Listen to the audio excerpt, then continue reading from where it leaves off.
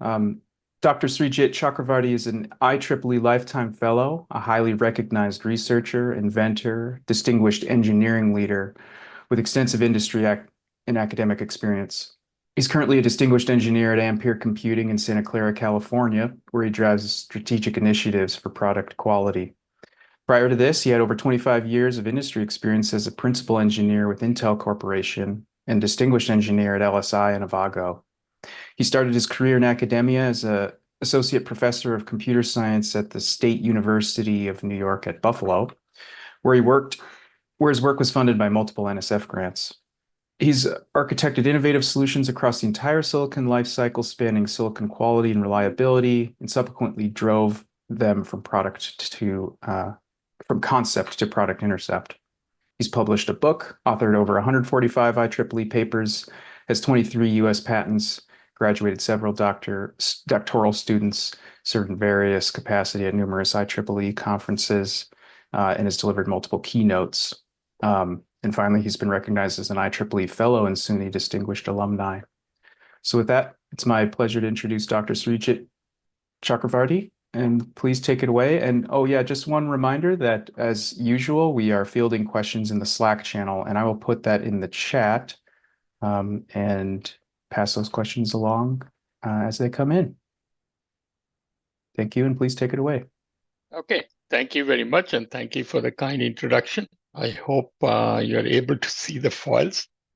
Okay, so this is going to be an introduction to chiplet interconnect test and repair. Yesterday, those of you who attended my presentation was really talking at a very... Sorry to interrupt, Sreejit. I might not see the slides. Are you not seeing the slides? Let me see. No. I thought I shared it. Let me check. Okay.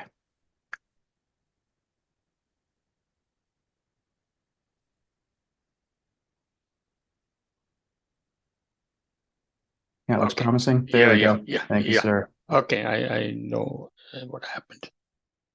Thought I was sharing. Okay.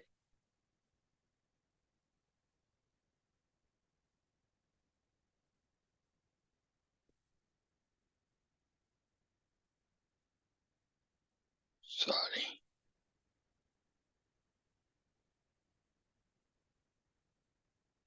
I lost my... Okay. Okay, sorry for the interruption. Okay, so this is going to be an introduction to chiplet interconnect test and repair. And I would try to go slowly through the material.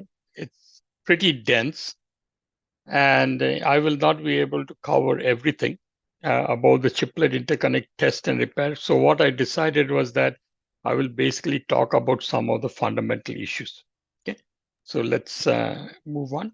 One quick heads up in case it's important. We're seeing the note display. Just so you know, I think we're okay like this. If that's let me see if I can display setting. In case there's personal notes or what have you. No. Okay. Is it better now? Much better. Okay. Thank you.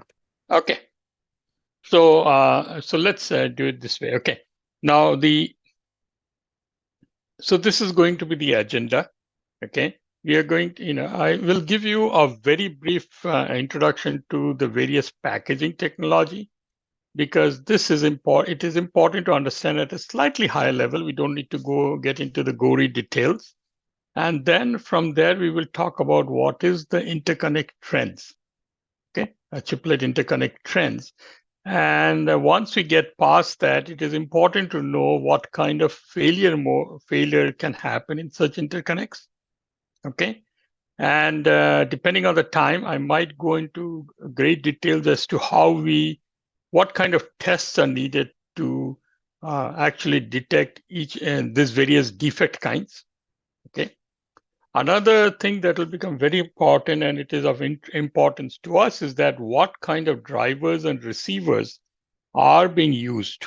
And this will play a very important role in what we are trying to do. And then later on, we are going to discuss the concept of clustering. And within that context, I will also discuss what is the test and repair architecture. So this, okay, it's a slightly different ordering of the material than what we have seen, and this is more details than what we have talked about in the thing, right? So let's talk about the various packaging, and this is really a very quick introduction. Many of you are probably more knowledgeable about it than I am, okay? But here we are talking about there's different kinds of interconnects, right? So the first one, which is we are talking about, is figure 1.4. So you have the package substrate that is shown there. And on top of that, you place die 1, 2, 3, okay? And they are interconnected through interconnects that run through the package substrate. Right? So that's one kind. In the old terminology that Intel used, this is the EMIB, okay? Embedded bridge, right? Now the other one, which is shown in figure 1.5, is a little different. So in addition to die 0, 1, 2, we also have another die, which is often referred to as the interposer. They're sometimes referred to as a passive die. And what happens here is that you place die 1, 0, and 2 on top of it, okay, and interconnect the dies through interconnects that run through the interposer, okay. Intel calls it one variant of Foveros, okay. TSMC calls it CoWAS, okay, but we don't need to worry about the actual branding. But for our purpose, this is what it means, okay? And then there are other variants of it. These are the two that are most prominently in use. And one of the things that we'll talk about later on is that the density and the length through which you can drive these wires is important. It has an impact on that. And as a result of that, the different kinds of drivers and receivers that are used also has changes. Okay, so just keep this in mind. Now, this is an example of a product that is out in the market, and I think Intel has also announced a follow-up product. So this might be getting towards the end of life. So this is a high-performance computing product, and the important thing to remember here is that there is a vast number of chiplets, 47 of them, and they're built, and these chiplets use 5 different process technologies, actually both from Intel and outside Intel. Okay, and the one thing that is of interest to us is that there are 2 different kinds of packaging technology that is being used here. Okay, so you see it, what they refer to as Foveros, as well as what they refer to as EMIB. Okay, and if you take any other data center product, whether it is from Intel, AMD, NVIDIA, and all, pretty much fits this profile. Okay, and the number of tiles might change, what they put in each tile might change depending on their architecture, but from a structural point of view, okay, this is it's a good illustration of what goes in there. Now, the other example that I have here is from your client product. This is the Intel Meteor Lake product. And if you notice here, they are using the substrate, the interposer here, okay, on which they are integrating a few die, okay, and the graphics, the compute, and the SoC die. So this is another example, okay. And when we talk about testing the interconnects and the chiplet interconnects, we have to keep in mind that there are a wide variety of products, right? From the very high end to the very low end. And when I say low end, even handheld devices, okay, have used chiplet-based design, okay, and they are interconnected, okay. We will talk more about what kind of packaging is used and how it impacts the way we test them.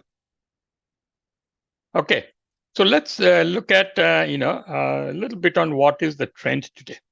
So if you look at this is again a roadmap that was published by Intel, Okay, TSMC has its similar roadmap.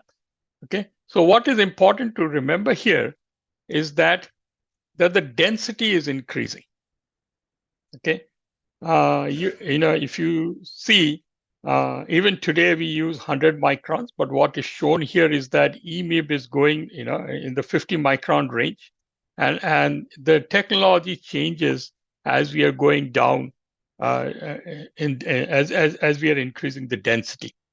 Okay, so if you see at the right hand, okay, it says less than 10 microns. This is a little old uh, foil, rather chart that I pulled out from the public domain. But you will see a lot of discussion about 3 nanometer, okay, 3 micron, sorry. Okay, so this is really the trend from being less dense to all the way being very, very dense. Okay. So let's look at one kind of thing, how they are using, right? So this is one technology that is currently being used is what is based on what is called microbump. So here we are doing a logic on logic die stacking, right? That means here you'll see that the top, there are 2 dies here, okay? One on top and one below. And essentially what we are doing here is using microbumps to connect the interconnects between these 2. Okay, so if you look at it more closely, this is a nice diagram that I picked up from an EDM paper in 2021. So what happens here is that you create the 2 dies, okay, and on the top metal layer, before during the packaging stage, you create copper pillars, okay, and then you flip the 2 dies together, the top die and the bottom die, and then you put in solder. Okay, so these are known as the microbumps. And then what you do is that you attach them, okay, and then you do further processing to fill in this, okay, the underfill. Okay, so this is what it looks like. It is basically taking, and there are so many of them. You're basically doing little soldering of these 2 pads or pillars, okay, using solder. So from our point of view, this will look like something like this. You have a 2 dies. There is a microbump somewhere there, right? That is connecting them.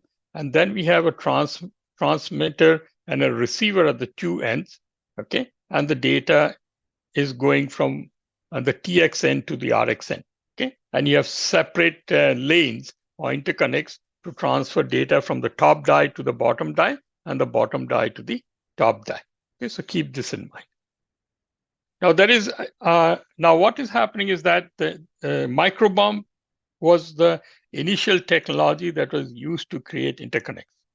So all the way down till about you can see them being used up till about 30 micron. Yeah, and all the older technologies use this. This is still a very large percentage of the products use this. Okay, but as we are going further down, the what is called hybrid bonding, okay, is becoming more popular, or is becoming more prevalent. So here things are a little bit different. Okay, so what happens here is that you have the top die and the bottom die, okay, and you put in pads on the top metal layer. And in this case, you don't have any kind of a soldering done. You just place them one on top of the other at room temperature, align them, and then anneal them using high temperature. That means you take the same assembly, subject them to high temperature so that the connection is formed. Okay, and this is what is referred to as hybrid bonding.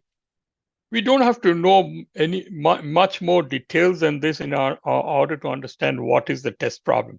There are a lot of challenges, and this is a slightly simplified view of what is going on. So there is a definite trend, okay, and as how the interconnects are changing from microbumps to hybrid bonding, right? So that's what you have to keep in mind. Now let's look at, with that in mind, we can talk about what is the chiplet test implication of chiplet interconnect trends, right? So firstly, there is density. That means we are placing this interconnect closer and closer to each other. Okay, I put in for 50 micron to less than 10 micron. Okay, actually, I can revise this foil and say that it is probably the target is to go to about 2 or 3 micron. Now, what is the implication of this from a test perspective?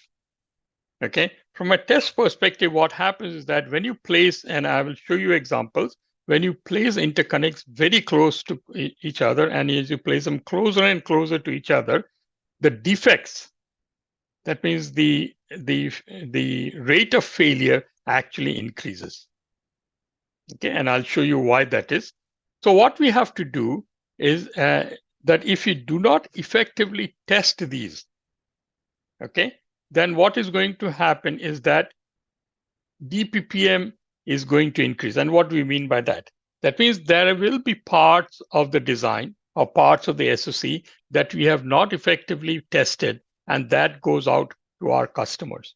And that is something very bad, right? We don't want that to happen. Okay. The other thing that is you must have heard about the silent data errors.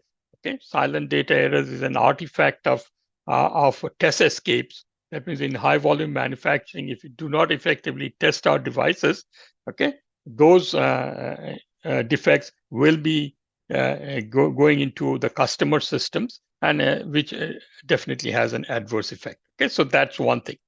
Now, the other thing that this also means is that if more and more interconnects are failing during the manufacturing process, we will have to have an effective repair mechanism to recover from those failures. Okay, otherwise the yield will be very low. Okay, so that's one thing. So that is one of the things you have to remember. We talked about technology change, advanced packaging technology change. We are moving from microbump to hybrid. Okay, and some products will use a combination of these two. Okay, and what I will explain to you later on is that the defect profile is changing. As a result of that, the kind of tests we need and the repair support we need will also have to change. Okay, we'll talk in more details about this. The third point is of more interest to people who are actually trying to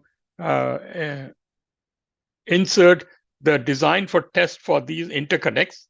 Okay, and this is really to do with, if there are a large number of them, two things happen. You have to test all of them. Okay, and then as a result of that, the test time increases. This is bad for a product cost, because as the test cost increases, it adds directly to the product cost. Okay, the other thing that is faced is that once we have inserted all these instruments to test and repair them, which is referred to here as DFT, or designed for test instrumentation, they have to be actually verified pre-silicon. Okay, so firstly you have to design them in and then verify them pre-silicon. So this step becomes more and more complex as the number of these interconnects go on, right? And then, and obviously, if the number of interconnects are going up, there is a greater need for repair to improve yield. Okay, and the other thing is that what happens after we ship the product, right? In our customer systems, when they are repeatedly turning this device on and off, okay, we can go through a process of checking for the integrity of these interconnects, and if necessary, do some repair. Okay. The other thing is that there is an associated cost with repair. Okay. So we have to put in a large number of multiplexing logic, as well as the cost of fusing the repair. That means there has to be on a per die basis, and I will talk about that later on. Okay, there is a large number of eFuse bits that have to be allocated for this, and that is something that adds to the SoC design cost. Okay, so those are kind of certain things. This is more to do with the design complexity. Okay, the last one is frequency. Okay, in the earliest devices that where this was tried was on very the low speed devices like 300, 400 megahertz were the interface speeds. Today we are talking 3.5 and above, right? I mean, there are devices out in the field that are using these interconnects at a very high speed, and we have endless appetite for speed. So this is just going to go up. Now, one of the things that happens when you start running signals very close to each other at a very high speed, they are going to start interacting with each other. Capacitive coupling is something that will happen. And so one of the things that we have to worry about is that not only should we be worried about physical defects that could happen and impact this interconnects, but even the cross coupling that could happen as we transfer signal across these lines is also going to be important. And we will have to actually run tests before we ship out our products to make sure that these marginalities are not there in our product, okay, in any of the interconnects. So that is what is bringing in a lot of challenges. And let's start delving down a little more, okay, and see how we, so before we go there, let us look into what is the defect profile. Okay, so here is actually a SEM image from an actual product. When SEM means basically when the product fails, okay, we take out some of the top metal top layer, the packaging from the device, and we actually do an X-ray of the device. And from that, we can figure out, okay, where the problem is. So here, what we show on the top left is what happens when we use microbump. So you see that there are two interconnects that we were trying to form. As a result of the manufacturing process, what has happened is that, remember, these are also at a high temperature. Then what is happening is that this solders bumps that we had added to create these two interconnects actually fuse together. As a result of these two lines or these two signals got shorted. Okay, and you see another case here. Okay, so these are where what we are calling isolated solder bump. Okay, bridging. I will refer to this as two-line bridging faults. That means two signals have got shorted to each other. Okay. Now, what we see here is an example, okay, where multiple interconnects carrying signals have got shorted for the same reason. Remember, this is getting very, very dense, right? So they are very close to each other. If there is any kind of problem, say, there was a temperature excursion during the manufacturing process, then the metal will flow and short to each other, right? And since they are all in close proximity, it could also happen across multiple interconnects. Okay, so this says massive solder bump bridging. That means it's more than two, and I will give you a breakdown of how many we see everywhere. Okay, so this is one kind of defect that happens, very common in micro bumps. And what we will have to do is later on talk about how we are going to test for these kinds of defects, okay, and make sure that we do not have them. So that's one kind. This other kind here is that when we form the micro bump here, then the fusing of the two of the solder that was put on the two pads may not fuse properly. That means there might be an incomplete interconnect. So you see in this case. So what happens then? The resistance of this interconnect increases if it is incomplete. Okay, and as a result of that, it will not be able to transfer the signal across this at high speed. Okay, so there will be performance issues. So if you're trying to run this at 3.5 gigahertz, you will see that when we run the test at 3.5 gigahertz, it is basically going to fail. Okay, so this is an example of an open defect, and the open could be completely open, That means there is no connection from being formed, or there could be a little bit of connection, but inadequate. Okay, so the first one we call as complete open, the other one we call resistive open. Okay, the same thing could be happening here, right? Firstly, like in the right-hand side, there is a large amount of material that have been overlapped, right? So both of these are basically shorted to each other, and we call in a very strong way, and we call them a hard short. In this case, the short is resistive. So really, it may not impact if we run transfer signals at a slow speed, but as soon as we try to transfer signal at a higher speed, then they basically it'll fail to do so, because the two will be interacting with each other, okay, and one will slow down the other. Okay, so if you try to create a transition from 0 to 1 or 1 to 0, it will not happen at speed. Okay, so these are a few things that we want to keep in mind. The last one that I show here is sometimes because of misalignment. That means the mechanical assembly process, okay, all these interconnects may not form at all. Okay, so this is a massive misalignment. We are not too worried about this in the test, because this is basically a problem with the manufacturing process that, after they have manufactured a few wafers, they will see that there is a huge systematic failures, okay, and will correct the assembly process. Okay, so what we are left with is really these kinds of defects that we are showing on the top here.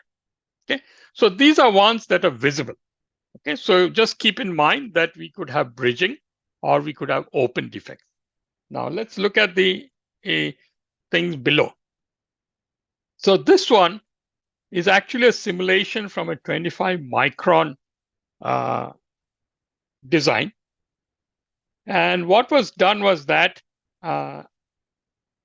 20 signals were laid out in using the guidelines for 25 micron. And then we extracted the SPICE model for that and did a simulation. This was just to understand how much of a impact cross-coupling could be having at that node, right?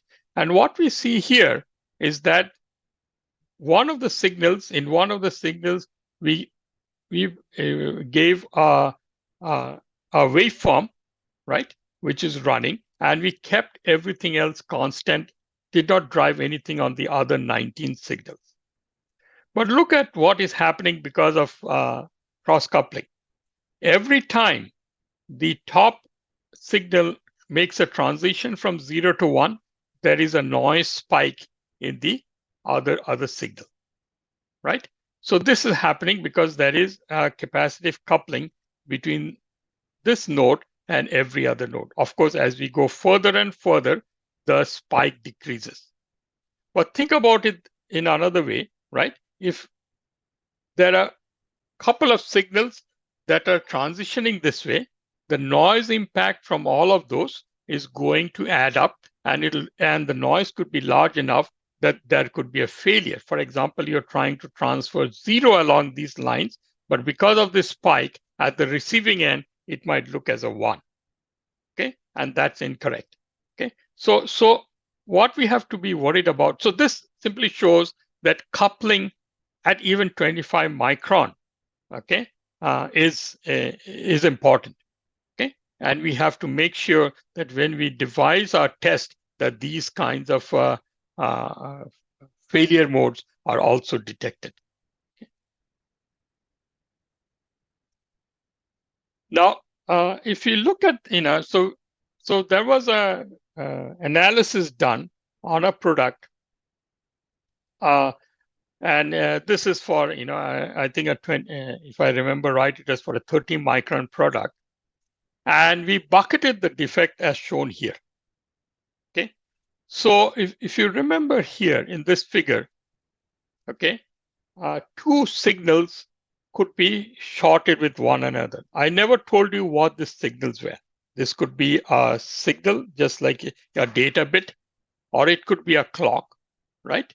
Or it could be your VCC or ground, which is your power supply, right? So we also use these kinds of interconnects to transfer power, right?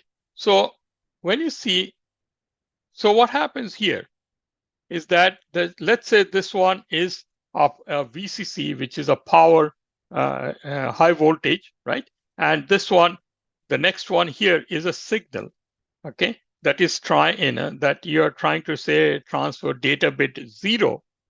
What will happen is that because this is held at a high voltage and has a strong driver, this will never allow, this will never allow the signal, okay, to go to 0. It will hold it at 1. And so what we are essentially saying here is that this is going to be like a stuck at 1 failure. That means this signal, this data bit is never going to flip from 1 to 0. Okay, so we call that a stuck at 1 fault. Now, if we change that, and if instead of the VCC, it is a ground, so VSS a ground, then it will hold this signal to 0.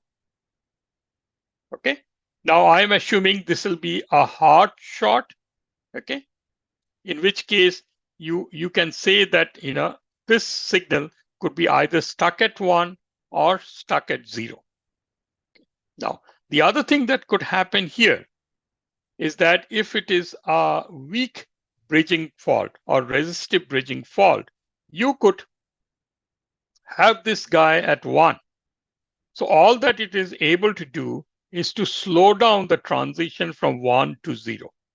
So we call that this line is going to have a slow to fall transition fault. Okay. And as a result of that, if you try to transfer, say, data bit 0 at high speed, it will fail to do so if there is a transition from 0 to 1. Okay. Similarly, if I have a ground here, you will get a slow to rise transition fault here. Okay. So what we have, okay. So let's say,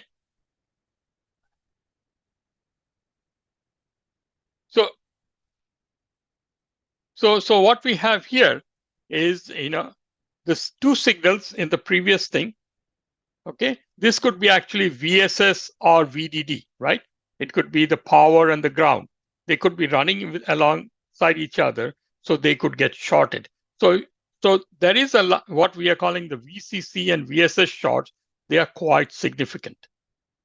Okay, and as a result of that, as soon as you turn on the power, you will see that there is a huge current surge. Okay, and as a result of that, that die cannot be used, or that SOC cannot be used. We'll have to throw it away. And in the early part of the development of chiplet interconnect, this was a major problem. Okay, we cannot address this during test, but this has to be addressed, right? Without that, we don't have a viable advanced packaging flow. So what was done was that this was addressed by using physical design rules. What you call so basically what this design rule says that you do not run too many VSS power and ground rails next to each other. Okay, and that is how it was addressed, and it was reduced to a manageable level. So that's one thing. Now, when we come to these the defects involving interconnects that are carrying signals like your data bits, your address bits, and so on, okay, then what we find is that about a third of the shorts were between the signal and VCC and VSS. Okay, so as I explained before, this can be modeled, and I will talk more about that, as a signal getting stuck to either 0 or 1, or there is a slow to fall or slow to rise signal on these lines, and they have to be detected. So that's about a third of them. Now, another third of them were between 2 signal lines, and we will talk later on as to how we try and detect such failures. Okay. Now, there is also quite a significant amount of failures between multiple lines. That means 3 or more, right? And although they are not as prevalent as the other 2, they are significant enough that we need to worry about it. Okay. And then finally, we have some amount of defects that were open. Okay. So this is the defect profile. There can also be shorts between clock and signals. And later on, when we talk about clusters, this will become more clear. That means signals in different clusters could also be shorted together. I also talked about the coupling failures. Okay. But coupling failures, we cannot find out using X-ray methods. Okay. So it can only talk about there is a defect. Okay. And a visible defect, but it also cannot differentiate between hard and resistive shorts. Okay, so that is so far as the defect profile for micro bump is concerned. Now let's look into hybrid. In hybrid, things are a little different. If you remember, I showed you in this picture. Okay, one of the things that could happen is that there could be a foreign material that could come here while you're doing the process. And that depends on how clean your fabrication room is. So hybrid fabs that have hybrid bonding have very high requirement for clean room. Okay, and as a result of that, that is why it is very expensive, because maintaining a clean room is very expensive. Okay, now this could happen because of contaminants. Contaminants could be from the air, or it could be a leftover of the previous processing step. Now, what happens in this case? Suppose this shows, so I have a defect, a foreign particle that got deposited here. As a result of that, let's see what is the impact of that. The impact of that is that I am trying to form a bond between these two. So what I show here, die 1 and die 2, are basically, I've shown you the pads, the metal pads on the 2 layers, right? If a defect, if a foreign particle happens to fall between these 2 die, when you flip them over, then what is going to happen is that it is going to impact at least one of these interconnects not to be formed. So I've shown them using that green. But remember, once we have a foreign particle there, what is going to happen is the planarity of these dies are going to get affected. Okay, so in one case, it'll be concave up. We'll have a curvature there around the location of the foreign particle. So what is going to happen? A lot of these adjacent interconnects will also not be formed properly. Okay, so basically what is going to happen? This could be completely broken, but this will be partially formed. As a result of that, there'll be a region around this location of this foreign particle that will where the interconnect will not be formed properly. Okay. Now, this is quite different from what we saw in the case of microbumps, right?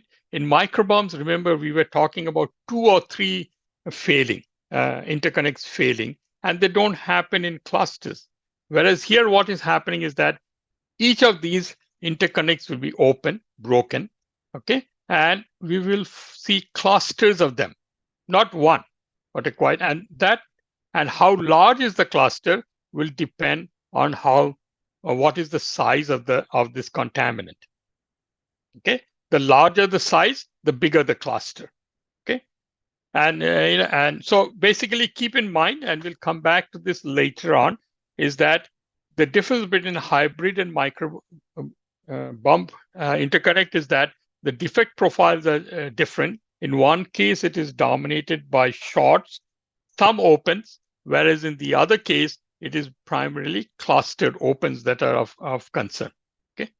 And how do we test them? How do we go ahead and repair for them is also important. Okay. What I'm going to next do is let's dive down a little now that we have set the context. When we talk about chiplet interconnects, okay, as I showed you earlier, there is going to be a transmit end and a receive end. Okay, so this is a transmitter here on the left-hand side, and there is a receiver here. And typically what happens is that you have a flop before the transmit end and a flop after the transmit end. So you're basically trying to transfer data, STX. You're basically trying to transfer the signal STX to SRX through this interconnect. Now, there are two types of interconnects. In one case, you have a common clock that goes between them. Okay, and you will see that there is a forwarded clock which is shown in the bottom here for the synchronous case, and these two signals, okay, flops are running at the transmit and the receive end are actually running on the same clock. So we call this a synchronous data transfer. Okay, whereas you also find, and these are fewer in number, okay, where we have asynchronous data transfer. That means they are not going to be running at speed. They also have a source flop and a destination flop. Okay. However, they're running on separate clocks, and there needs to be no coherency no synchronization between these two clocks. So you run them. So typically, all your functional interfaces, in most cases, use the synchronous interconnect, but there is a large number of SOC related, like resets and all, where there is no timing consideration. They usually use the asynchronous interconnect. Now, the test for these two kind of interconnects are quite different.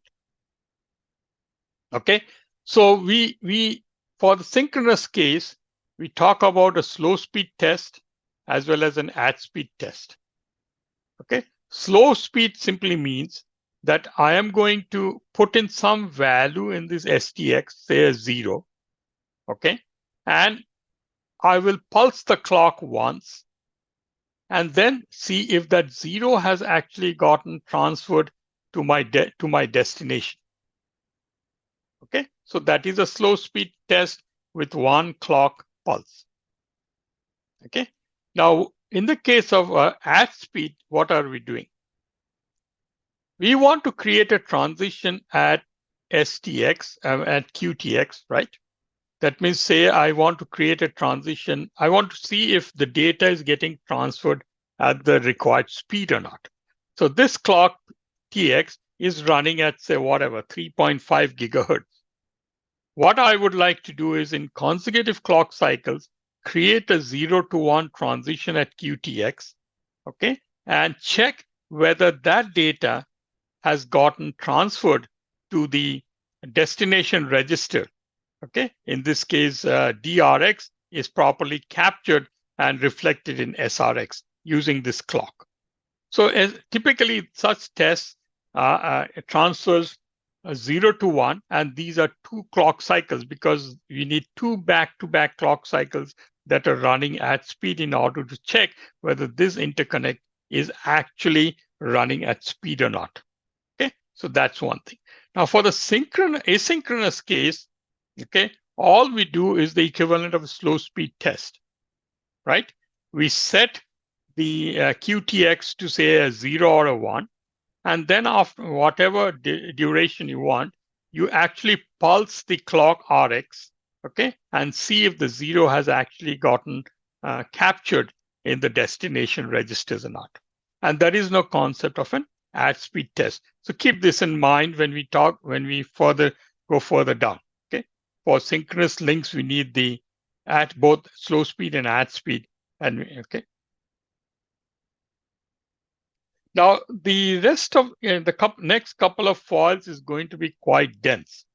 Okay, because and I will, let's see, how far we go through that.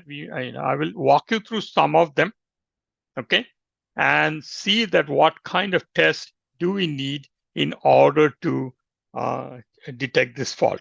Okay, I'm still not talking to you about the architecture of it, but just conceptually what we need to create in order to detect this fault. So let's start with the top one. Okay, so here we are talking about a hard shot to VCC.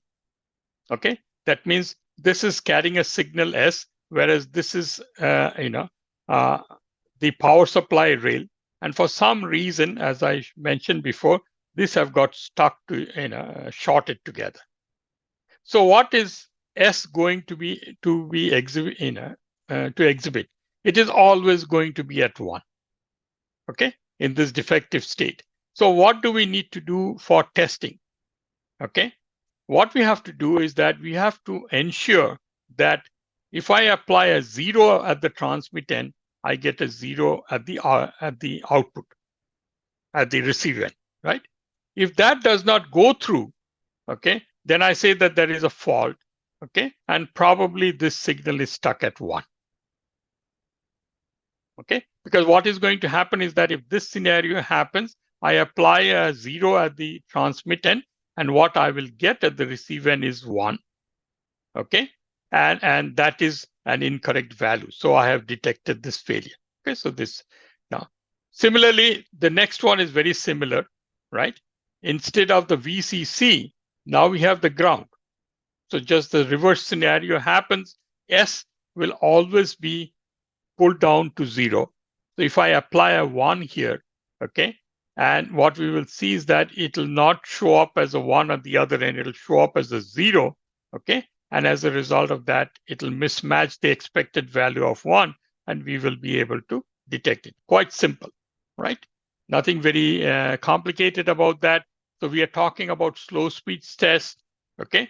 We are talking about this is applicable to both the synchronous and the asynchronous chiplet interconnect. Now let's go to the next one.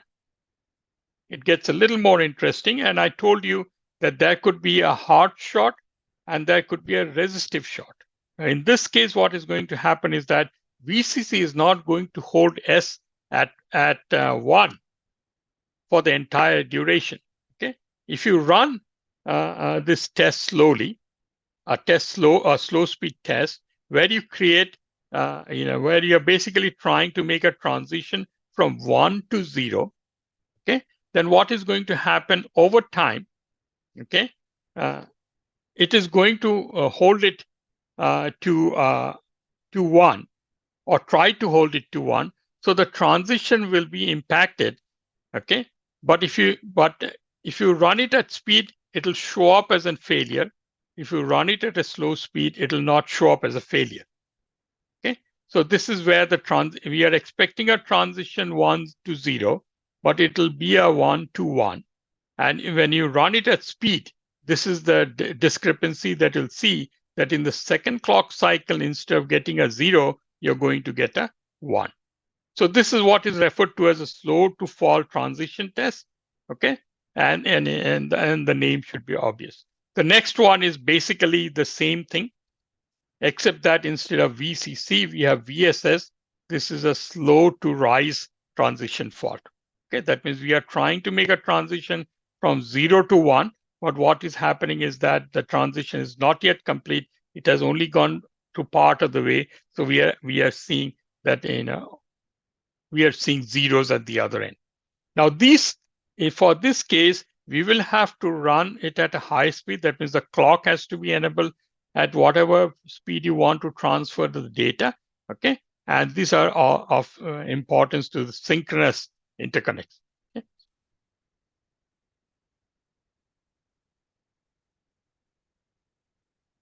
Now, let's come to the other one,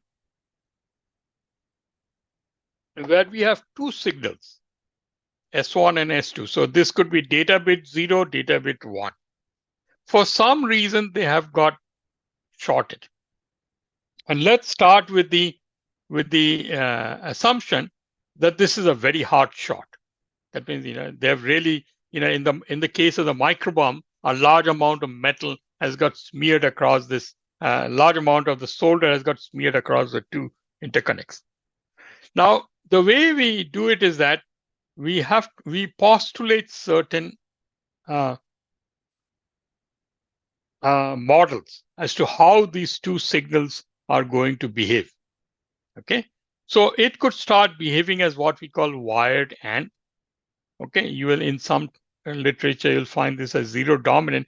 Basically, whatever value you put in here, okay, the output, both the outputs will be identical, and it'll be the AND of S1 and S2. And in the case of wired OR, okay, whatever value you put in out here, both the outputs will be the OR of S1 and S2. Okay, and this is based on different technology, depending on how the two drivers are designed. Okay, now let's say we take the case of wired AND. What is going to be the test, right? So what we are going to do is that we are going to put two different values on S1 and S2. If both of them are identical, there is no problem, right? So it has to be a case, the test would be in the transmit end, we set S1 to 0 and S2 to 1. And because of this wired OR effect, what is going to happen to the output? Okay, wired AND effect, what is going to happen to the output? Both of them are going to be 0. Okay, so if the expected value here was 0 and 1, it'll show up as 0 and 0. So when you check this value here, you will see that the failure will be detected. Okay, now I can do the same thing with this one. I think I messed it up here, my diagram. This should be 1 and 0, I think. No, sorry, this is the wired OR case.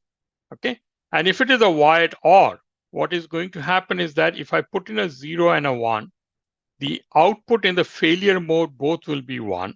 Okay, I was expecting a 0 and a 1. So there is a discrepancy on S1. So what is going to happen is that the test is going to detect this failure. So you see here, this is one test where I will apply a 0 and a 1. I will expect a 0 and a 1 output. Okay. However, if this behaves as a wired AND or a wired OR, in both cases, we will detect the error at the receiving end. Okay. So this is one test. If I flip them around, if I set a 1 and a 0, okay, you can go through the same exercise and see that whether it behaves as a wired AND or a wired OR, we will detect them at the receiving end. So this is the case where we have a hard short. Okay, and all that we are doing is, this is a single cycle. That means we are only applying 0 and 1, and we can apply this at slow speed. Okay, so this is applicable as a slow speed test. Okay, both synchronous and asynchronous interconnects. Okay. Now let's look at what happens if this defect is resistive. Okay. Now what we have to do here, test now becomes a little more complicated. Firstly, we will have to apply two different patterns across successive clock intervals, and we will have to run them at speed. So for example, the first test that I show here is a 0. On signal 1, we apply a 0 followed by a 0. On signal S2, we apply a 0 followed by a 1. So what we are trying to do here is, on signal 1, we are holding that to 0. Okay, that signal across 2 clock cycles. And we are creating a transition from 0 to 1 on S2. Okay, so essentially there should be on S2, we should see a transition. However, what is happening is that because I'm holding S1 to 0 and there is a resistive bridging fault, okay, what is going to happen is that it will impede the transition from 0 to 1 on S2. Right? So what is going to happen is that if I run it at speed, run it at speed, it will not give it enough time to make the transition from 0 to 1 on S2. So what we see here in the output is that on S1, we will see 0, 0. in the absence of a defect, and on S2 we will see a 0 to 1 transition in the absence of the defect. But if this defect occurs, okay, in the presence of the defect, S1 will not show any failure. But what will happen is that on S2 you will not have the transition from 0 to 1, and we will see a 0 in the second clock cycle. So this is how it is going to go and detect the failure of a resistive bridge between S1 and S2. Okay, we refer to this as conditional slow to rise test for S2. Okay, and the condition is that where S1 is held at 0 for both clock cycles. Okay, so this is the first one. Now if you go and check for the wired OR, so this was on the assumption that is the wired. In the case of the wired AND, okay, you will see a very similar thing. Okay, so basically for resistive bridging faults, okay, between signal lines, we need at-speed test of the kind that I describe here. Okay, and this is only required for synchronous chiplet interconnects, not for the okay. Now there are a number of other tests for the defects. It's getting too detailed, but it gives you an idea about what kind of tests we have to apply and account for.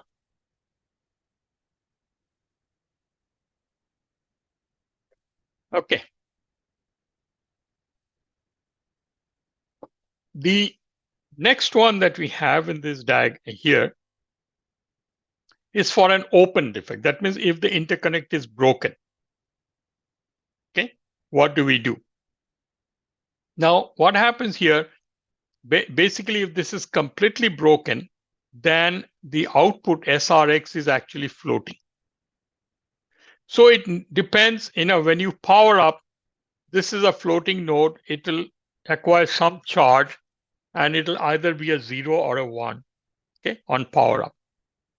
Now, independent of what value you put at STX, the value at SRX will not change. It is the initial value that has been there on power up, and it'll continue to. So the way to test this is that we will try to make sure that this interconnect can transfer both a 0 and a 1. And if if SRX is floating and it was initially charged to 1, then it'll be detected because it'll fail to transfer a 0. And if it was initially charged to 0, it'll also get detected because it'll fail to transfer a 1. Okay, so this is how we detect complete opens, okay, and at slow speed, and both for synchronous and asynchronous. Now for resistive opens, things are a little different, right? You see STX is going to transfer data to SRX. However, because of this interconnect being resistive, it is not able to transfer this transition signal, that means from 0 to 1 or 1 to 0 at high speed. So we will need 2 clock cycles. We will create a 0 to 1 transition here, and we'll check for that at the RX end. Okay, and if you do it at speed, you will see that this will not go through. So a slow to fall test or a slow to rise test at speed will detect this defect. Okay, so that's what it is. So you need this for at-speed test for synchronous chiplet interconnects. Okay. Now the last one that we have here is what we are talking about is coupling test. Now I show a small example here where we have 4 interconnects, S1 through S4. So what we want to do is that we assume in the test that to start with that S1 is a victim. That means the transitions in S2, S3, and S4 will impact the signal on S1. Now, in order to maximize the impact, what do? Is we can either keep S1 constant, right? Or what we can do is that we can create a waveform. So here I'm creating a waveform 0, 1, 0, 1, 0, 1, and so on. And I create a completely opposite transition at the addresses S2, S3, S4. So So if you notice the waveform, S1 transitions in one direction, but S2 is S3 and S4 are transitioning at the opposite direction. So as a result of that, what is going to happen is that the aggressors S2, S3, and S4 is going to create noise in S1. And what do we mean by noise? In this case, it is going to pull it low. Okay. And if there is sufficient coupling between S2, S3, S4, and S1, then the pulse that you see there on S1 going to 1 and then to 0 will not occur. So as a result, this information will not be transferred to the other end. Okay. And you do the same thing by assuming S2 to be a victim and S1, S3, S4 to be a victim, and you walk through all these signals. So this is the kind of test that needs to be applied in order to detect these kind of coupling failures. Okay, and these are usually show up only at speed, so it's really required for synchronous chiplet interconnect. Okay, so this is I think we have through about an hour. If you guys have some questions, also give me a chance to take a break. So yeah, I was just going to interrupt and see if now's a good time to take a few questions. Yeah. So we have several from Ann Meixner, and as you answer, I'll unmute her just in case she wants to follow up. The first question is for test implications, are there differences for wafer level and die level test and advanced package test? So here, when we are talking about chiplet interconnect, we are really talking about post-packaging tests, right? Now, Anne actually asked a good question, right? In this context, should we also be testing the part of the interconnect? So let me go back to one of the diagrams I had. If you think about it, okay, the flop and the TX are part of one die. The RX and the flop on the other end is part of another die, right? And before we actually start assembly, do we do some kind of a testing for that? Yes, that is also important. I did not add that because I was mainly focusing on the chiplet interconnect, but I think that's a valid point. Any test methodology should also look into that, right? Say also the clocks here. Yeah. Right. So would there, and maybe we can take this offline at some future points, Sreejit, but depending upon the speeds of the interfaces, right, then that could impact what you are able to do at wafer level test. Exactly. Because if it's higher speed, how much on die loopback can you do versus off die loopback? So thank you. Exactly. Yeah. That's a good point. Yeah. And I will come back to the SerDes testing later on if I have time. Well, as you know, I know a lot about that. Yeah. So yeah, I do recognize you. So, when you said Ann Meixner, I said, okay, somebody I know. So, okay. Any other questions? Oh, I had more. Yeah, please go ahead.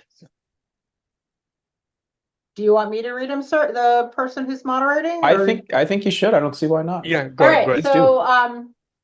So you talked about shorting at VCC VSS at package level test. So often there's a danger in damage to the test cell when you do that, or does that really matter so much because the current draw through those particular, each, sort of micro bump connection is so small that we don't have to worry about that? See, if it is a VCC and a VSS short, then it's a lost cause, right?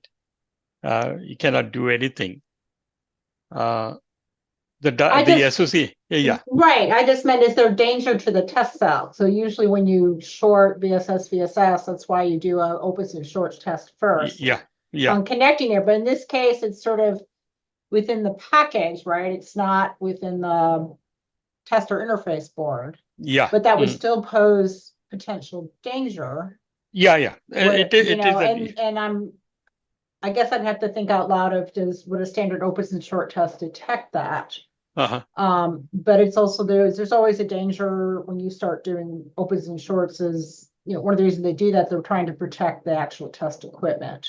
But I was curious if, because, in these large devices, the current draw is large, but it's spread out over all the power grid. I mean, the power grid pins are more than the signal pins. So is that less of a danger, or am I asking something outside the scope of your knowledge? Yeah, one or two shots, I think it might be able to tolerate, right? So the current draw may not be large. Remember, we have thousands of these, right? And many of these, so one or two. But I think if it goes beyond that at a certain point, right? Okay, so to do with the size, the yeah. size of the contaminant on there. Yeah. Okay, So, you mentioned about design rules, right, for VSS to how to mitigate or decrease the amount of VCC and VSS shorts. I may be probing error where you can't share, but does that mean you just kind of put dummy micro bumps between there with no power or no signal to mitigate that? Actually, they do a repair kind of thing. If I am able to reach that point of the tutorial, we'll talk about that. But they don't put, they put some redundant interconnects, right, to mitigate that. So. Okay, all right. Okay, yeah. Okay, that makes sense. And okay. you mentioned specifically about X-ray for inspection of opens, and you said it can't distinguish between full opens and resistive opens. And I've been exposed to actually they probably can, and that's actually a big important deal to screen for that, because those sort of resistant sort of bump opens can manifest themselves as complete opens in the field. So I was curious about your comment about defect inspection, X-ray not being capable. So, if you have a resistive open and, and it gets used, right, then it converts into a complete open at some point, right? So those you can, but at what point is an open, a resistive open, a resistive open could be, could fail at, say, what do you call it? 3.5 gigahertz, but the same one will not fail at, say, 1 gigahertz. I'm actually talking more about the fact that some of those, since it's having to deal with the actual defect mechanism, since it's metallurgical, it will pass the actual electrical test. But due to thermal cycling, most likely with high performance computing, but maybe anything going to automotive, you also have vibrations that it fails because of, the mechanism changes there. And I've been exposed to technology that actually can find that, ahead of time. And you're stating it can't find them. So I was just sort of curious about that. Okay, so in my experience, I mean, and it could be different, when we were talking to the same product group, I had the same question: why can't we separate out how much of, but just by looking at the SEM image, right? And that is the answer we got. Which they were having a difficult time figuring out which one is. Think so. Maybe they maybe more analysis needs to be done, right? Maybe they haven't bought that particular set of equipment. Yeah, okay. Because there's an ROI they have, it'll convince their manager of. Okay, thank you very much. I really appreciate the conversation, Sreejit. Yeah, thanks. Okay. Good set of questions. Anybody else? There's nothing in the chat yet, though I see some typing, so stay tuned. Okay. So I think this is the part that, we might want to think about, because, I think when we talk about interconnects and you talk in architecture forum, everybody talks about SerDes and training and things like that. So let's make a little bit of spend a little bit of time trying to understand what the transmit and receive things would look like. And I'm drawing here a very high level picture, right? So for example, if you look at the top picture, I am using the word SerDes-like. The reason is that these are not full-blown SerDes like you will see in a PCIe or, or a DRAM and DDR interface, because remember, they are not carrying data along very long distances and they are very fixed. Okay. The usage is very fixed. We know a priori what is the length it is going to. So these are mostly watered down SerDes. But nonetheless, if you keep the model in mind, okay, typically this interconnect consists of serializers and deserializers. And then there is a whole analog component here, okay?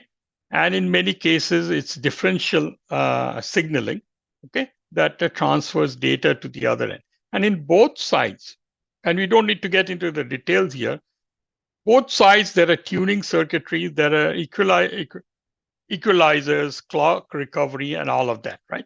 You don't need to understand too much about that, but think about this as a big blob of analog circuit, which has some tuning parameters, okay? And then we have registers, tuning registers at both the TX and RX end, which you can set in order to manipulate these parameters, right?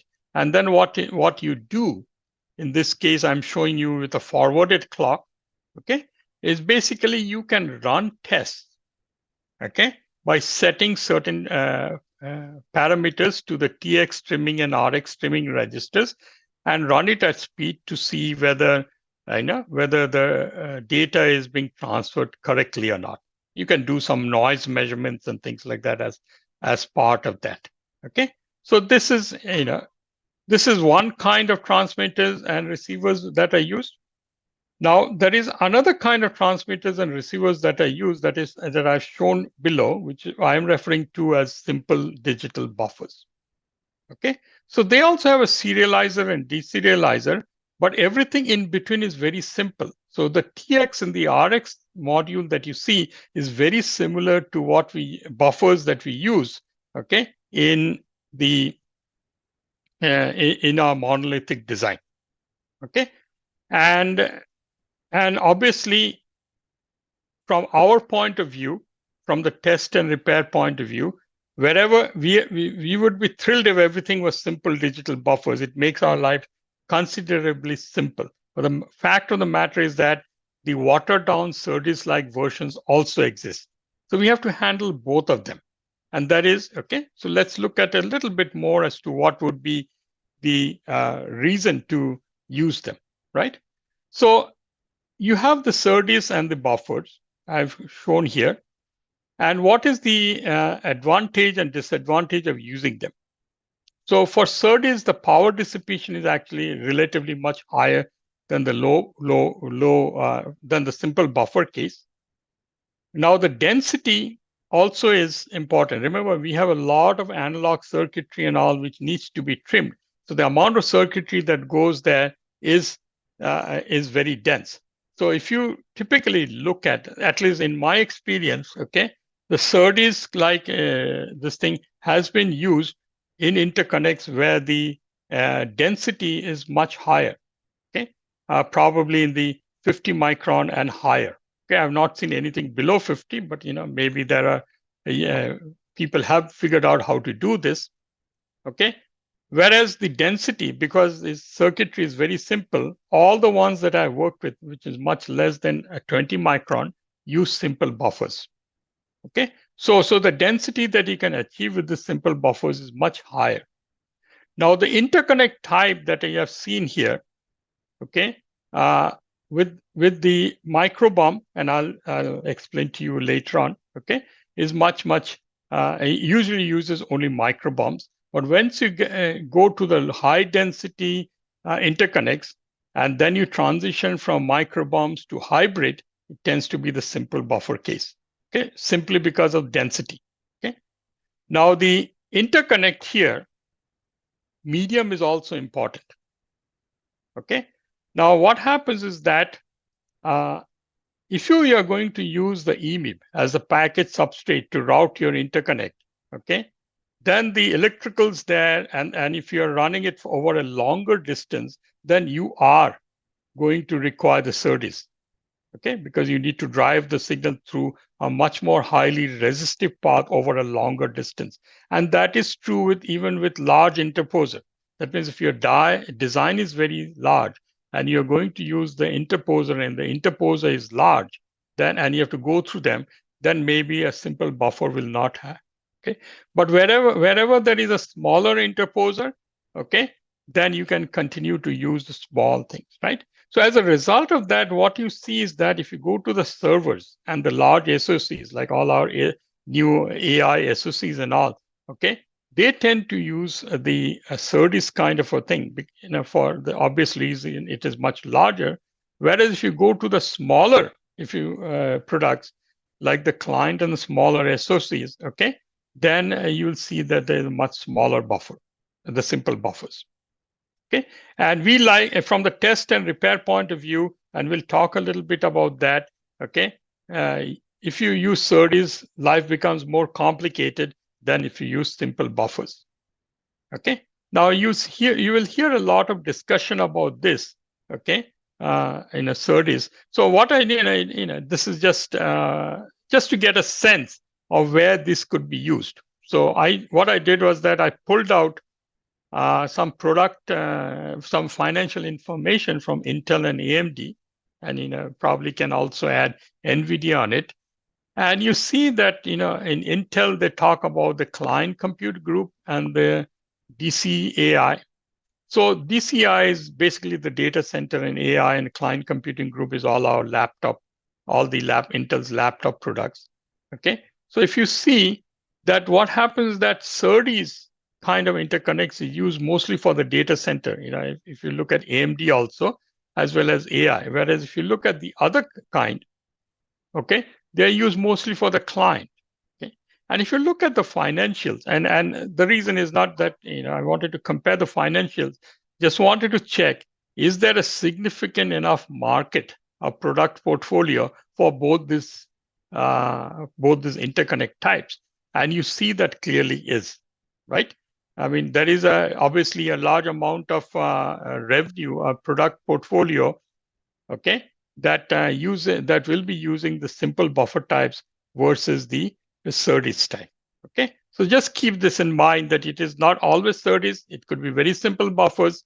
Okay, in which case we are thrilled, but we also have to address the other problem, understand the complexity of both. Okay, so having understood some of those basics, okay, so let us understand at an SoC level, how does this thing look like? Okay. So remember, we started with very large number of clusters, a very large number of interconnects. Now, what happens is that if you look at a die, here I've shown 3 dies, die 1, die 2, die 3, which is going to be packaged into one SoC. Okay, so what happens is that the interconnects across the die are broken up into clusters. So maybe you have 100,000 or 200,000 interconnects between die 1 and die 2. Okay, we will break them up into very small clusters. Typically, I have seen that they are no larger than 50. Okay, and they are constrained by design. Because what happens is that along with this cluster, if it is a synchronous thing, remember, we will also have to forward a clock. So this clusters, in addition to carrying signals, data signals, also carry a clock along with it. Okay, and what happens is that you need one clock forwarded per a small number of signals so that you can manage the clock to data skew. Okay, so this is constrained by design, and then you will have clusters that are broken up by what I refer to as channels, and within these channels, some clock domains and things like that. Okay, so they'll be typically restricted to 50, and essentially, if you just do the little bit of math, okay, you need about 200 such clusters for if you have 10,000 interconnects, and suddenly starts growing up to 2,000. Okay, for a much larger number of them. Okay? So we will look at the testing is all done at the cluster level. Okay, so all the tests and all that architecture we will talk about will be done at the cluster level. Okay, we'll not get into too many details of that, but just to give you an idea. Not only that, remember we are talking about repair. Okay. So at the end of the test, we will figure out some of these interconnects are not working. So there's a lot of multiplexing logic. We'll get a little bit into that inside these clusters. And we will have to configure those multiplexing logic using repair signatures. Now, what happens? Those repair signatures are permanent. That means every time you power up this device, you will have to make sure that that the repair registers are in their correct state. Okay. So what happens here is that every die has what is called an eFuse bank.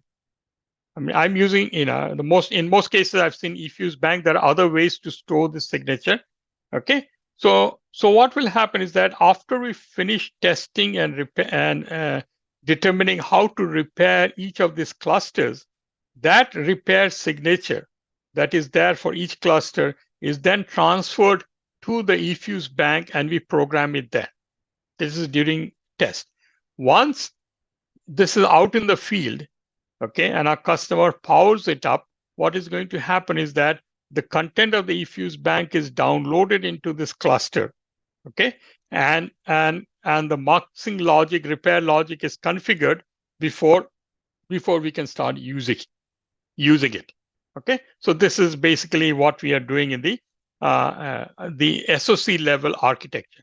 Now, in order to facilitate all of that for high volume manufacturing, okay, we will need some test control like like IEEE 1838 interface, right? So basically, what you are going to do during high volume manufacturing is that you are going to be able to control the clocks, okay, the test generators and all of that we will see there, figure out what the failure is using this few bits of signals, which I am referring to here as a test control. Okay, so this is IJ attack control. Okay, so we will need that, and we will need also the boot up and power up support. That means in order to download the eFuse into that. Okay, so this is how the SoC looks from an SoC point of view. Okay.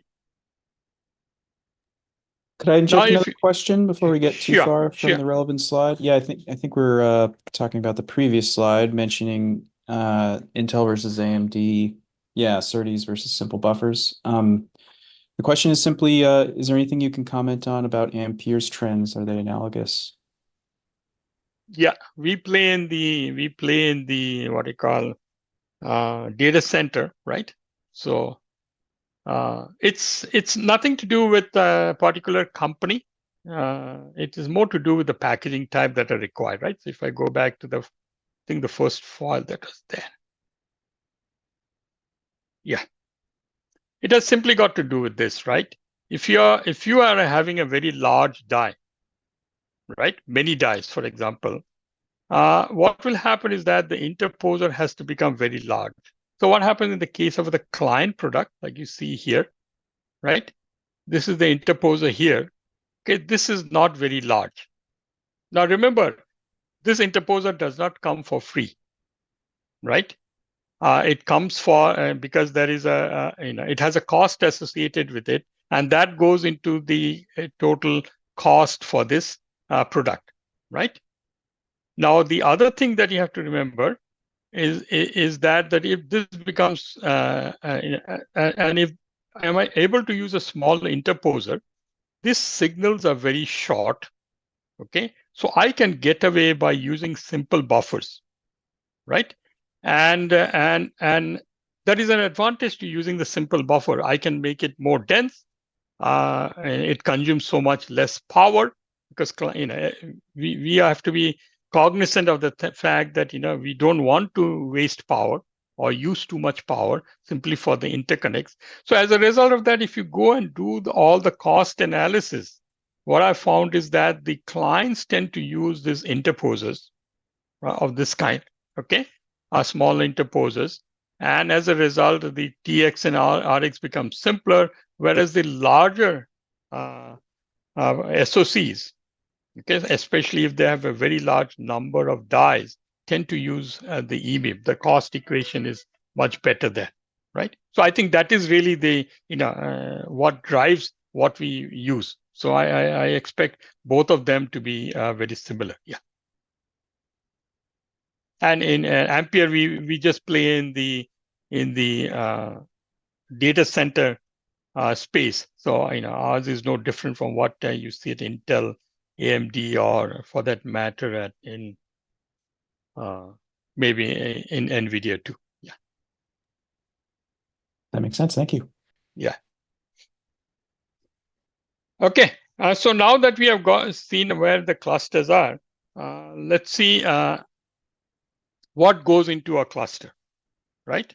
And this is a very top level, high level view. Okay. What I'm showing you synchronous chiplet interconnect. So essentially what we have is that we have a bank of transmitters and receivers that are transferring signal across the interconnect. Okay. And what we do is that around that, within the TX cluster, we have a couple of components. Okay. And we will not be able to get into the details there. There is also a common forwarded clock. Okay. And the TX and RX will depend on what kind of drivers we use. There are a whole bunch of control and status registers, okay, at the TX end, which I'm calling TX test data registers. Then you also have a test generator. This test generator needs to be sensitive to the kind of defects that we talked about and how to generate those things. Then I add, what I show here is another box here, which is a TX repair logic.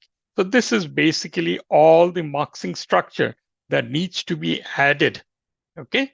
And then we have the repair register. So at the end of the day, after we finished doing the test at the TXN, we have to basically configure this muxes so that all the signals coming into this TX cluster basically gets routed through an operational chiplet interconnect. Okay, so that is at the TX end. At the RX end, we also have test data registers, which basically control and check the status of all of these. Now, at the RX end, we are constantly generating what we are expecting. So this is the golden response generator. What are we expecting in the RX end? This is basically a replica of the test generator that is at the TX end. Okay. And then there is also a comparator. So this comparator basically takes what is expected from, which is provided by the golden response generator, what is coming out from these RX receivers, compares it, and then determines if there is a failure or not, and which of these interconnects failed. Once it knows that, okay, it basically provides that information to the RX repair logic.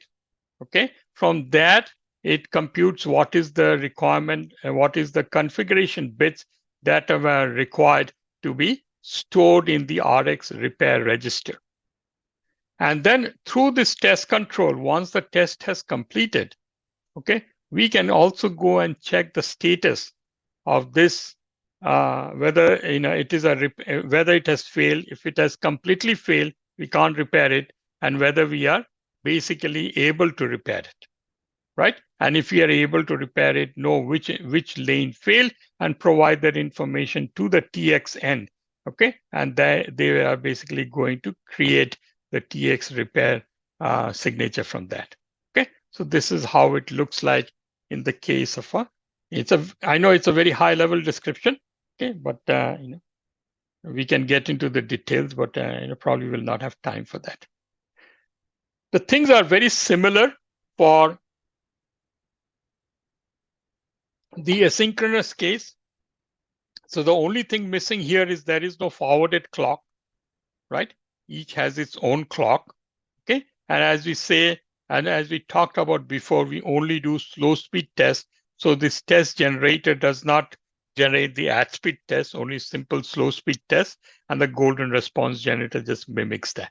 Otherwise, everything else is pretty much the same. Okay? Now let's get into repair.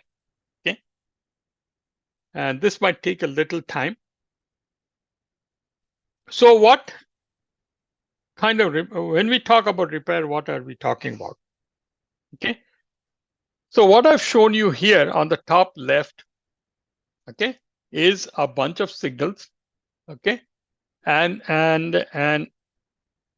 the green arrows there are the interconnects, okay, and what I show you on the left are the signals in black, and what I show you on the right are the signals in black. So we have 1, 2, 3, 4, 5, 6, 7, 8 signals being transferred across the die. Okay, so we have 8 of them to the extreme left and 8 of them to the extreme right. What we have done in between is that we have added 2 extra chiplet interconnects. So I'm referring to them as the redundant chiplet interconnects, right? So instead of just having 8, we have 10 of them. Now, what we have also done is that we have placed multiplexers, which are shown in by little boxes there, okay? And we have the test repair register, which basically controls this muxes, okay, at both ends. You see them at both ends. So what happens is that so let's say we take the second signal here, okay? It could be routed actually across by one of 3 chiplet interconnects. The top one, this middle one, the second one, third one, and fourth one from on top. Okay, and similarly, the third one can also go to the third, fourth, and fifth, and so on. Okay, so basically, all of these boxes here you will see are 3:1 multiplexes, and for some of them you can get away with using 2:1, and the top ones don't need a multiplexer. So this is the example we have, okay? And then, there are many other ways to do it. You can place these redundant lanes or chiplet interconnects in different places, okay? But this is pretty standard, okay? The other thing that you have to remember is that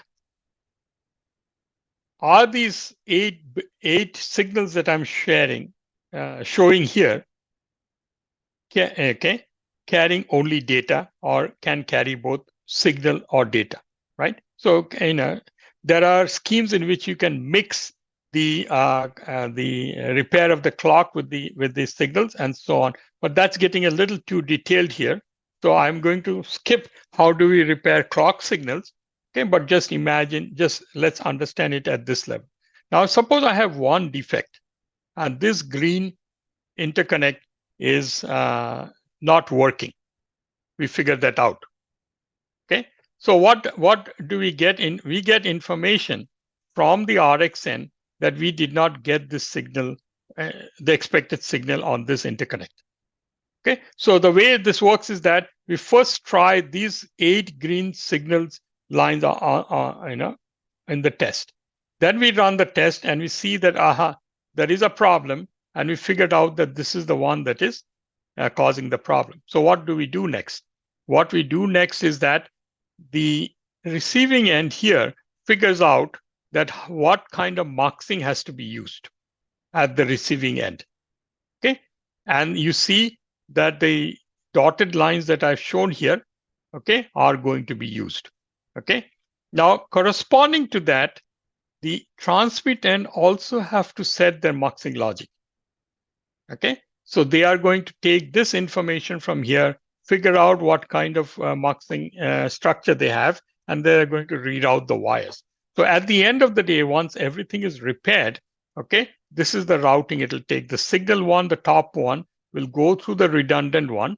Okay, it'll move it up one, and then the second one also will be moved up one, but everything else will remain as it is. So we are essentially avoiding this lane. Okay, so this is what we are recovering from one defect. Now, what happens if there are 2 of them, right?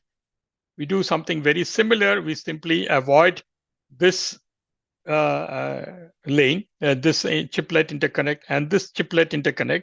So everything on top will be routed to the top part. Anything in between will not have to change, whereas the bottom one will have to shift down, and that's how we do the defective lane repair. Okay. Now, now the question, I have not seen anywhere where they put more than 2 redundancy.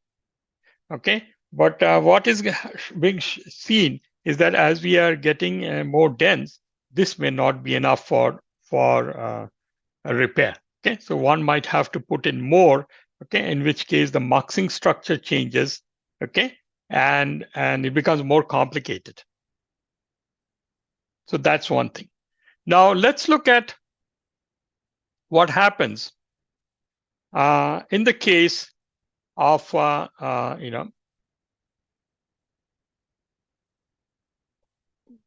Okay, so what I've done here is that I have basically shown you that if you use a simple buffer logic, okay, what kind of muxing structure will look like. Okay, and if you see that the redundant lane, this is one where we have only one redundant lane, you will only need one redundant interconnect with one transmit and one buffer and a few muxing logic. Okay, along with the TX signature and the register. Okay, now there is a reason why I put this in. Okay, because there is a simple TX-RX buffer. Okay, the whole infrastructure is actually quite simple. Okay, and the overhead is also quite low. Right now, if I do the same thing with the SerDes, okay, you see that there is one extra lane here. Okay, so immediately the cost of this is much higher, redundancy. The other thing that is of importance here, okay, what about the trimming registers? Right? So the trimming registers also will have to be reconfigured, right? So we need some additional. So this muxing logic is very similar to what we had for the simple buffers, but in this case, this becomes an added overhead. Okay, and this can be quite significant depending on how large your trimming registers are. Okay, so there is a cost associated with repair, a higher cost associated repair, even if you use SerDes. Okay, and one can go into the details and see how we can optimize it and things like that. Okay. Now we also talked about clustered defect, right? And in the case of clustering, this is how it is done.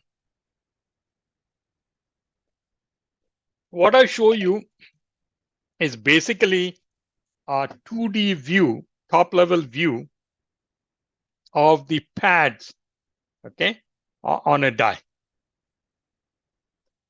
Now, what is done is that we talk to our technology experts or anywhere we are doing our fab from, and they will tell us that what you can do is statistically we have observed that the largest contaminant that you're going to get is basically going to be of a certain size, right? And based on that, we define what is a block. Okay, so what I've shown here is that instead, you have this block. In this case, it's a 3x3. Okay, it could be anything 4x4, 5x5, depending on the size of your thing. Then within each block, if you actually look at a physical layout, okay, you'll see that there are signals, which I've shown you by white boxes here. Then interspersed with that, we will have VSS, VCC, and clock. Okay, so each block is a collection of signals, VCC and VDD. And now for VCC and VSS, okay, you'll see that there are many such interconnects that transfer the VSS and VCC. So now just imagine there is a contaminant that is impacting one of the blocks. Okay, then what is going to happen is that we are going to make sure that the signals are rerouted, because there is no redundancy for the signals, but we are not going to reroute the clocks and VCC and VSS. Okay. Now, what I show here is also that in addition to the blocks that are non-redundant, we also add redundant blocks. This is very similar in idea to what we've seen in the previous one. Now, instead of just one chiplet interconnect, we are talking about blocks. Things are getting much, much more complicated. Yeah, okay. So now what we are going to do is that if any one of these, when we do the testing and we find that a certain signal has failed, then instead of just rerouting that signal alone, what we are going to take is that take this entire block and reroute the signals in that block. So let's look at an example. Okay, so what we find here, so let's look at the thing, right? So X is that, we find during test that these two are defective. Okay, so what are we going to do? Whereas these signals within that block are not defective. However, what we are going to do is that we don't do replacement on a per interconnect basis. We do replacement on a per block basis. So in this case, what is going to happen? You will have to shift all the signals coming into this block to the left, except you don't need to do anything for the clock, VCC, and ground. Okay, but for all of them, you will need. So this is how it is going to be. The entire signals are going to be rerouted. So all signals coming into this block are routed to the one to the left, and so on. Okay, and finally, one of the redundant blocks will be used. Okay, so that's how the repair is done. Imagine the cost of repair here. Okay, the larger the block, the larger the multiplexing logic associated with it. So there is a huge overhead we are actually paying, okay, in order to recover for yield. Okay, and remember, this is also the densest part of the design. Okay, this is all coming to on the edge of the chiplet. Okay, so adding anything, okay, has to be really justified, and this is really justified on the basis of yield. If you don't do this, you're not going to get adequate yield. Okay, now let's look at another example here. Okay, I forgot to. So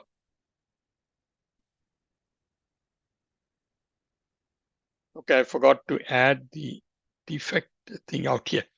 Okay, so okay, so these are the two that are the defective ones. Okay, and then what is going to happen is that everything is now going to be rerouted. Okay, and at this point, you are going to use these two redundant blocks. Okay, so the point I'm trying to show is that as we move from one technology to the other, okay, what we are going to see is that the kind of repair that we are going to require is going to be quite significant. And the testing of these post-repair is going to be also quite significant. So there is a huge overhead. Okay, and if you're going to do this using the SerDes kind, the repair thing goes even larger. So there is another incentive not to use those kind of transmitters and receivers. But as I pointed out, in certain cases, we cannot do without it. Okay, so any questions? I think that is all the material I had, but I think, yeah, okay, we can have some discussion. So I didn't want to get into any further details. There are a lot of things that we can discuss. Yeah. Yeah, we just got a new question from Marvin Denman. If blocks are physically adjacent, isn't a worst case defect going to impact multiple blocks? Could it impact? Will. Yeah. Could it impact 4 blocks in the worst case? It could, yeah. So I think, even if I look at this, so that's where the trade-off comes in. Okay, how large a block are you going to define?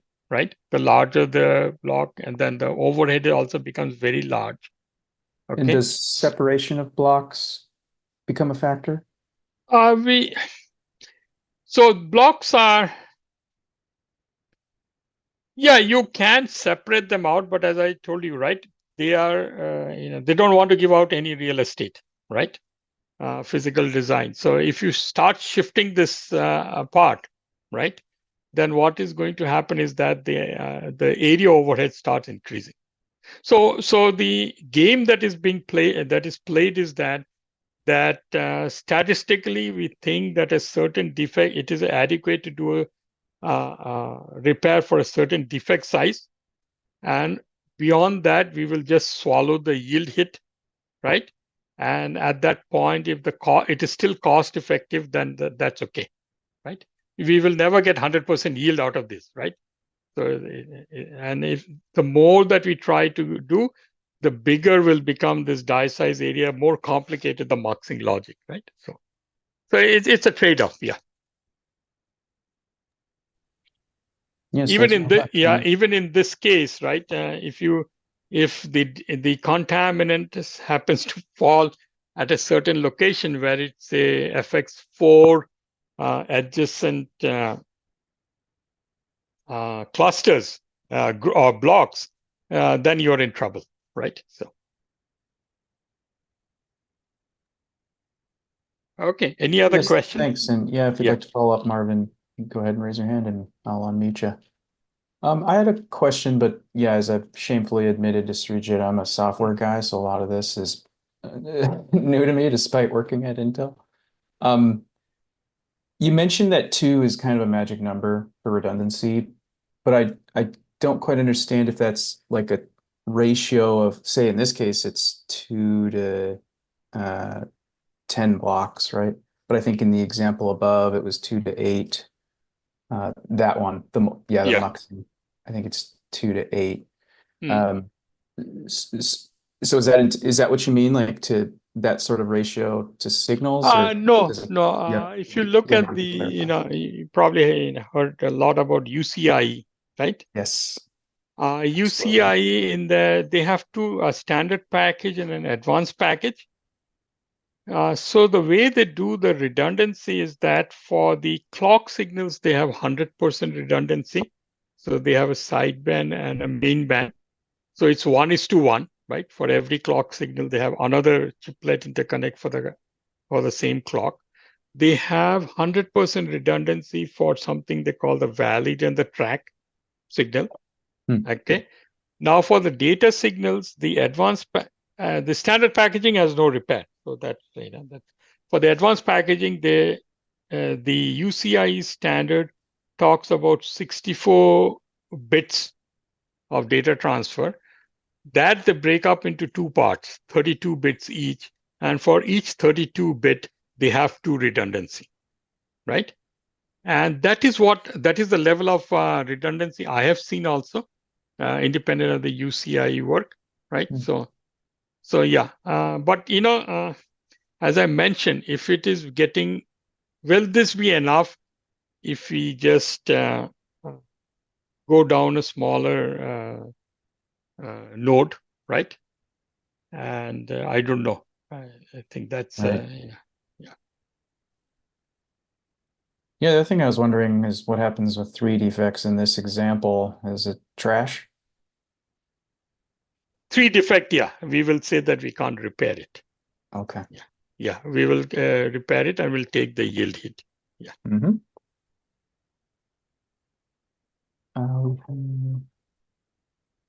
Well, it looks like a comment from Anne, just a thanks for the in-depth review on this topic. Really appreciate how the shift from microbrumps to hybrid bonding impacts both the defect mechanisms and the test repair strategies.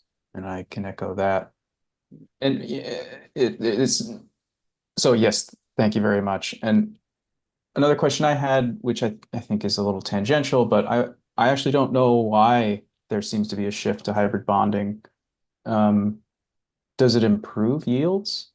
Or is it more Actually, of a density is the it's the yeah, I see. density is the story there. I don't know about the What yield. about is there a you don't know, yeah. Yeah, I was curious if there's and even if even if you're working at Intel, unless you're in the clean room, nobody will talk to you about yield, right? So, yeah, I'm in a so very, I very have no dirty idea. software engineer's room right now. Yeah, that is not only it's in somebody's back pocket. That's it. So, I mean, neither will TSMC, right? So nobody talks about yield.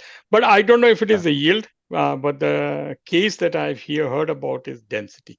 Yeah, interconnect density. That makes sense.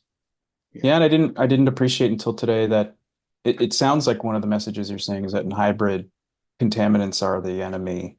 Yeah, But that's not the case for the microbiome. at all for Yeah. microbiome. Yeah, like you could have dust Yeah, in at them and all. be Yeah, okay. I mean, it is, well, if you go back and look, and I'm not a process expert, okay, one of the concerns people have with hybrid bonding is the cost, and one of that, comes from the Right. infrastructure cost for a clean room. So, yeah. That makes sense. Okay, well, I'm not seeing any other questions come in.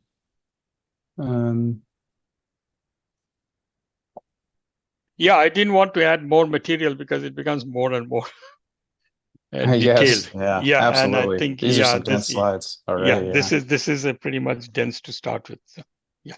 You did sort of punt on the clock repair. Is there anything you could briefly say about what's different there, or is it just complicated?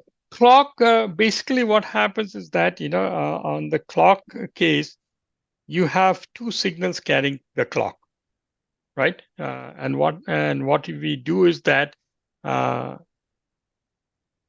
we basically have a multiplexer at the other end. We select one of the clocks, have a separate test for the clock. That means we send a certain pattern over the clock network, and we expect that to arrive at the other end.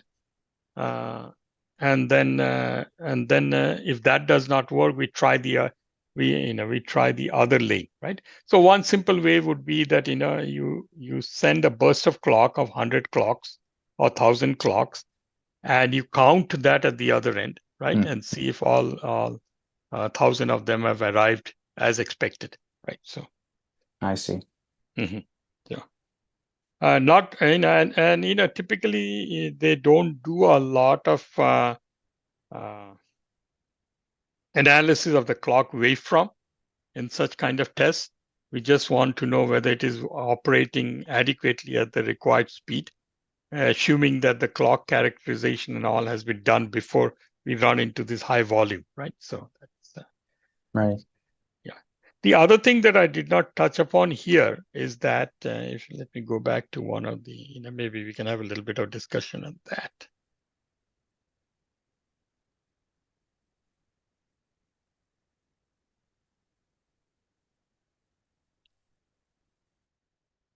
If you look at this, this is like a very high level view of an SoC with 3 die. And if you go back and look at the temperature map, okay, what you will find where the hotspots are in these interconnects, okay, and as a result of that, these parts of the die run very hot, and are therefore susceptible to aging, right? That means they will start degrading and failing over time. And the question that has been arising is that, do we start monitoring the health of these interconnects in the field while the system is running and predict when a failure is going to happen, right? And that has become something that is being talked about, okay? Because we do not want it to fail, and we have no idea whether it has failed or not. So should we be periodically testing these interconnects or not, right? So,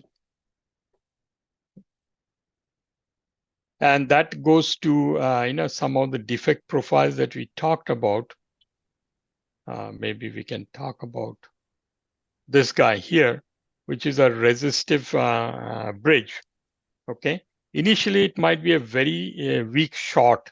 It's not even affecting the performance. But if this starts running hot over a period of time, okay, more and more metal are going to get merge, and this thing is going to become bigger and bigger short, and at some point it'll start failing, right? So that's one of the same thing could happen here. Maybe it has formed a weakly formed open, okay, which is basically working, but as it runs hot, it might start breaking apart more and more, right? So those kind of impacts will also happen. So, Yeah, it motivates the infield yeah, testing, and yeah, Kane yeah. Infill agrees it testing, makes yeah, sense to do more of yeah, that. yeah. We have another question, might be a tough one. Do you have any insights into NVIDIA's rumored packaging issue with the new GB200 chip. I don't know. Or I won't be able to tell you that. Even if, yeah, I was going to say, even if he did Yeah. know to kill us first. Okay. Yeah, we signed a lot of NDAs when we walk around, right? I need to be careful about that. Absolutely.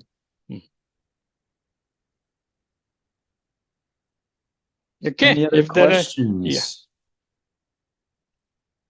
I have a question just about state of practice. One thing, because I've never had hands-on with anything like this, I'm curious about is when it comes to characterizing the defects in in a lab, right? What's the when we go through the slides where you showed several different examples, it seems like a ridiculously tedious process if you were to check signals one by one, as a human.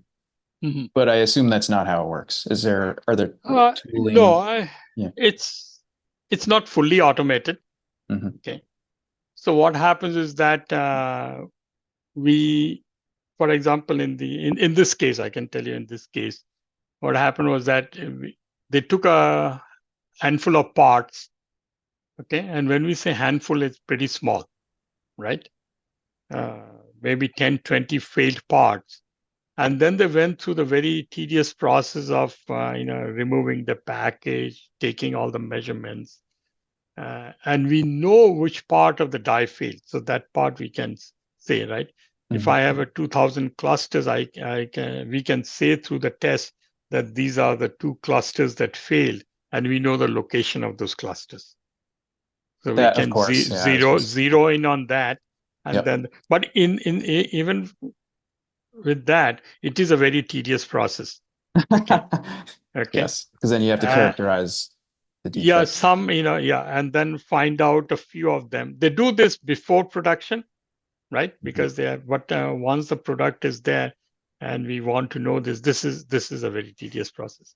So this sample, I don't remember how many of them, probably no more than 10 failed parts. Okay, and then from there they aggregate it and say that, just bucket it and say that these are the categories that we are seeing. So I see. We do have one more question from Marvin. If you use BIST patterns for testing the interconnect, don't you automatically get coverage of shorts and opens? So the test generator that I'm talking about is BIST. I Yeah, didn't use the word. I forget if you covered that. I don't know what that is. Yeah, I mean, I just show a block diagram where there is a test generator. So it is, you cannot, these are not stored patterns. These are BIST, but it is not the classical BIST like you use LFSRs and all. It has to be a little more deterministic, but they are also BIST. It is a state machine that is generating all these patterns. And the golden signature also, let me see if that is there.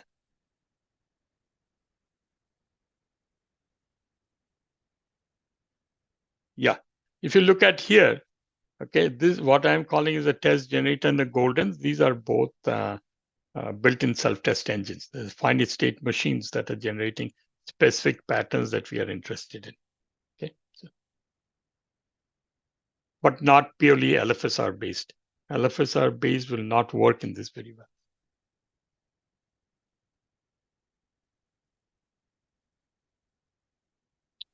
We have William typing a question, but otherwise it seems that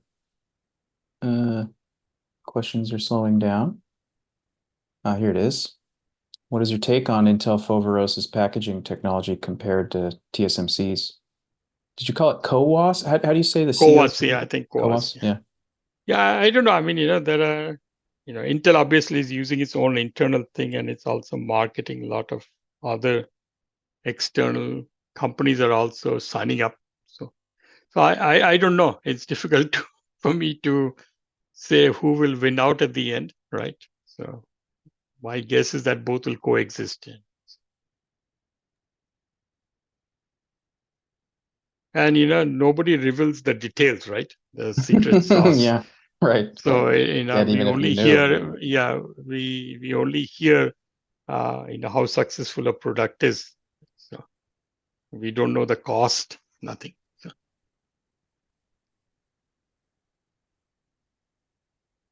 Yeah, looks like Williams says it seems like TSMC has the upper hand in terms of clients. Yeah.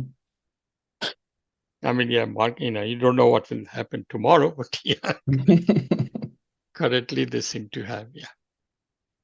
Yeah, once you have the NVIDIA and Apple locked in, that's good part of the market. So, Mhm.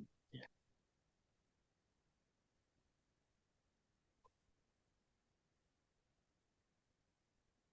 I do see some typing. Maybe it has been asked before, but how are faults in VSS/VCC connection corrected? So only through design rule. We cannot, if it has come to that point, I think Anne asked that question also. Mhm. Uh, if it is one or two, maybe the current that it is drawing may not, especially if it's a huge device, might be tolerable. We may not be able to figure it out. But otherwise, it is only through design rules so that they are not close to each other, right? Uh, in the layout. So when I can tell you that when some of these packaging technologies first came out, people didn't think about that. And then they were finding out that a large part of the test chips were failing simply because the VSS and VDD were just shorted. So that raised the flag and then they corrected the problem.